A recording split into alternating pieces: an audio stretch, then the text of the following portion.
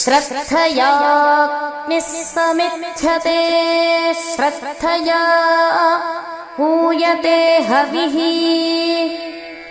శ్రద్ధాం భగస్య మూర్ధని వచసా వేదయామసి।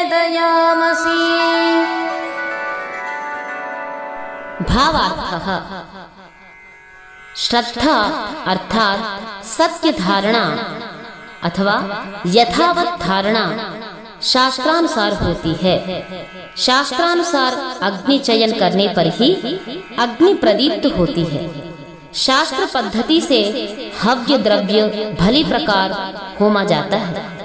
ऐश्वर्य के ऊंचे उत्कृष्ट अंग पर अर्थात यथावत प्राप्त ऐश्वर्य पर श्रद्धा प्रदर्शित होती है, यह घोषित करना चाहिए।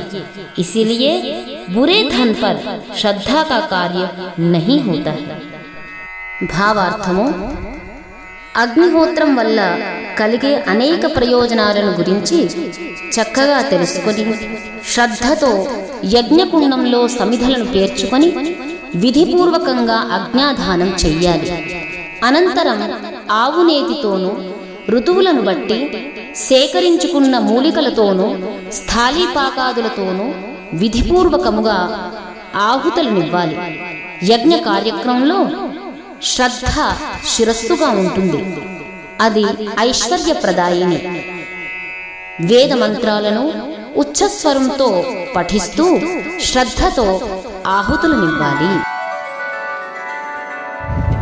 సుప్రభాతం।